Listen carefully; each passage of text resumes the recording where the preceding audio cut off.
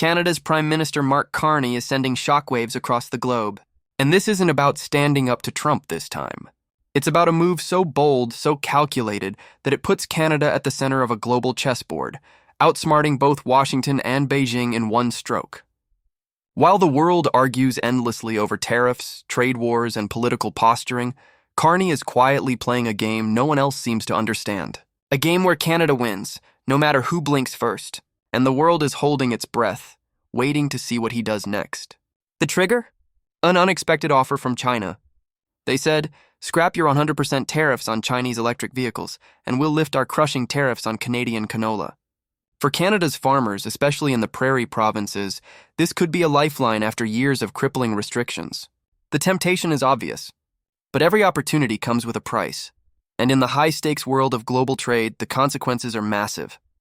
One wrong move could ripple across industries, provinces, and international relations. Most were waiting for Carney to blurt out a quick response, yes or no, but Carney is not that kind of person. He doesn't respond. He computes! He didn't say yes. He didn't say no. He said just enough so no one had any answers. Just enough to leave Washington anxious. Just enough to have Beijing wait. Every utterance, every hesitation, every subtle suggestion, all part of a grand plan. And for Canada, the stakes could not be higher. At its core, this is about leverage.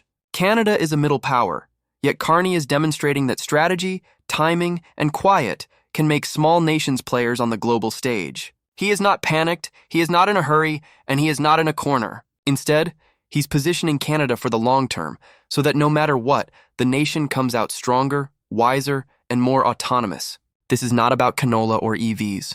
It's about sending a message to the rest of the world that Canada will not be an afterthought, that it will not be bullied into decisions by pressure from the world's largest powers. Mark Carney is demonstrating to the world that Canada can play hardball, quietly and methodically, and prevail. And it's only the beginning. What will be next, his press conference and the pundit analysis from the nation's leading political minds, will show us exactly why Carney's silence could be louder than any deal he might have signed today. Canada is caught in a tug-of-war of high stakes. On one hand, desperate prairie farmers, weary of years of crippling Chinese canola tariffs, are calling for action. They are becoming increasingly vocal, pushing the Prime Minister to seize China's offer and eliminate the EV tariffs. The farmers' relief appears self-evident, a victory that could breathe new life into livelihoods in Saskatchewan and Manitoba. But Carney is under pressure from another angle. Ontario's auto sector, already reeling under U.S. tariffs, warns that allowing Chinese EVs to flood the Canadian market could destabilize the entire North American production chain. Every decision favors one industry while threatening another. One wrong move could spark economic backlash, political turmoil, or both. And Carney, calm and measured, refuses to be cornered. China's ambassador to Canada has said that if you lift the EV tariffs, China will lift its canola oil tariffs. Will you, or canola tariffs? Will you, yes or no?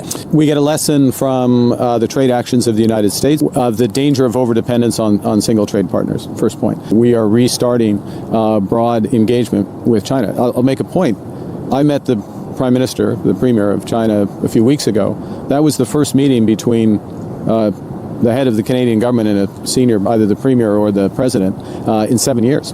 And it's naive to take a relationship that is broader and can broaden and to boil it down to two things that go across. It's not that simple.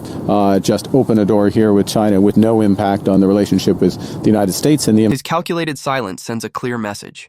Canada is not rushing into a decision. Each word, each pause, each subtle suggestion is all part of a strategy calculated to create maximum leverage.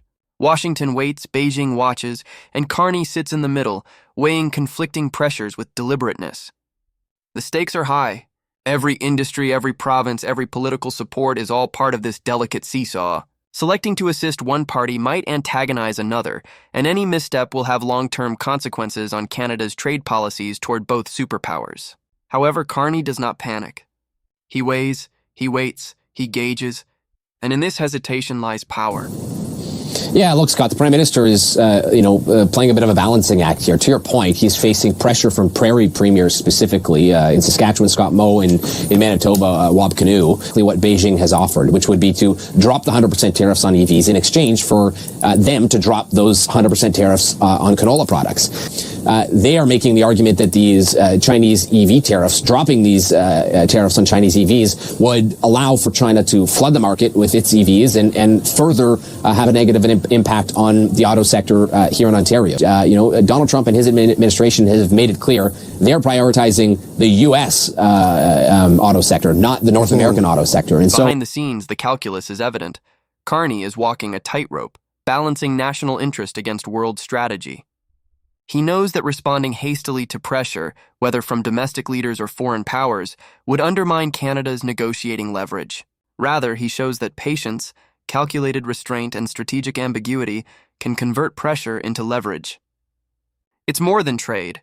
It's a demonstration of political savvy on the world stage. By leaving everything on the table, Carney is compelling Washington and Beijing to recognize Canada as a peer player, not a follower.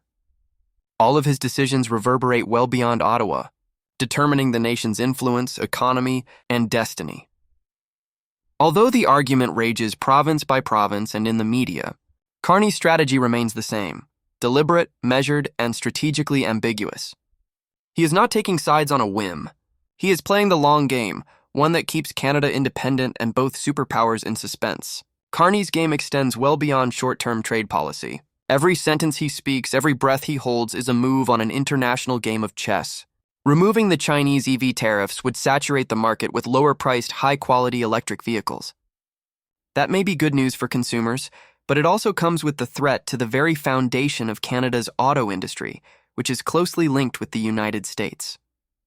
Still, Carney's restraint is potent. By not taking action, he sends a clear, unambiguous message to Washington. Canada will not be an afterthought. The message is blunt and calculated. If the U.S. is going to keep putting its own interests ahead of Canada's, Ottawa has other friends willing to take its place. This isn't weakness. This is leverage. This is the quiet assertion of Canada's sovereignty in the world.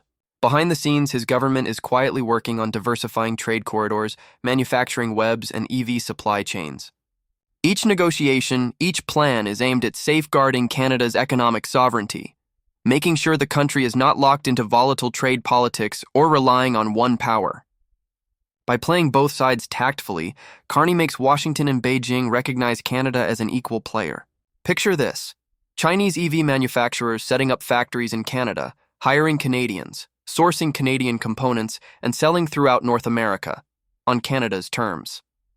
For each threat the U.S. makes, Canada has one waiting in return. Carney is redefining the rules of engagement, converting possible weakness into strategic advantage. The world is watching as Carney gears up for top-level talks with China's leadership. This is not winning a single battle. This is long-term positioning. Canada is no longer responding to the superpower pressures. It is creating its own destiny, standing on its own 2 feet, and showing the world that calculated patience and strategic silence are more powerful than any short-term accord. Mark Carney's strategy is a masterclass in contemporary diplomacy. All sectors, all provinces, all global partners are taken into account, every step considered. His silence, his reserve, his deliberate positioning. They are more eloquent than any declaration, more eloquent than any tariff adjustment. Canada is communicating a message. It will no longer be bullied, it will no longer trail behind. It will move with wisdom, with prudence, and with strategic clout. And as the next steps play out on this world stage, one thing is clear: Canada is no longer simply responding. It is making its own rules, exercising its power unobtrusively but firmly. The consequences for trade, for politics, and for Canada's position on the world stage are immense. This is strategic diplomacy at work, and Mark Carney is calling the shots. There is a distinct possibility Chinese EV manufacturers might establish facilities here in Canada, hiring Canadians, making Canadian components, and shipping off to North America, on Canada's terms. For each challenge the U.S. makes, there is a counter. Each threat has a solution. This is strategic leverage. Carney is not giving up. He is making Canada stronger, quietly and systematically. Trump's bluster, his efforts to relocate auto production south, and his emphasis on American interests, all of it is met with one calculated response.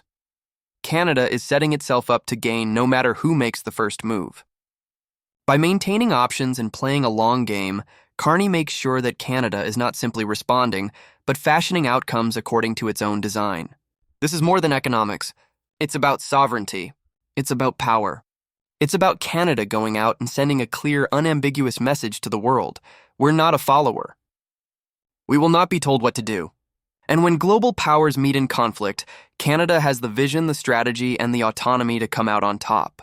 Mark Carney's silence, his restraint, and his measured diplomacy are more eloquent than any speech or tariff tweak could ever hope to be. For each pressure exerted, for each threat issued, there is a counter that makes Canada stronger, its industries stronger, and its workers stronger.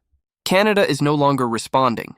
It is authoring the rules, respectfully demanding respect, and making a place for itself as a strategic actor on the global stage. And now, it is not only the Prime Minister's decision, but the future of Canada's decision. Should Carney remove the Chinese EV tariffs and reach a deal with Beijing, the response will shape the nation's economic and political path for generations to come.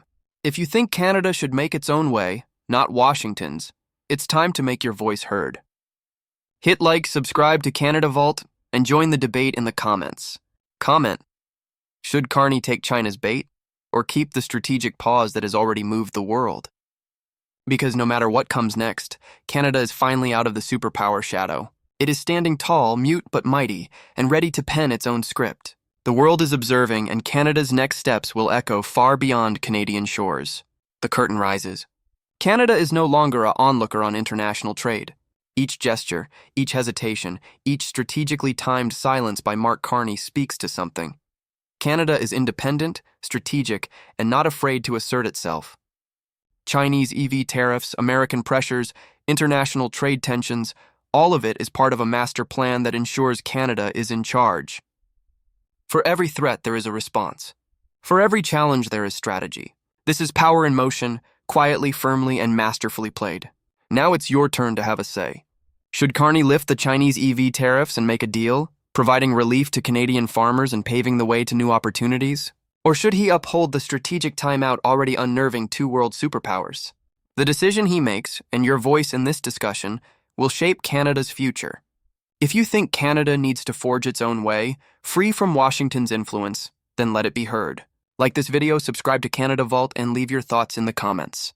Every thought counts. Every conversation creates the story. Canada is not trailing.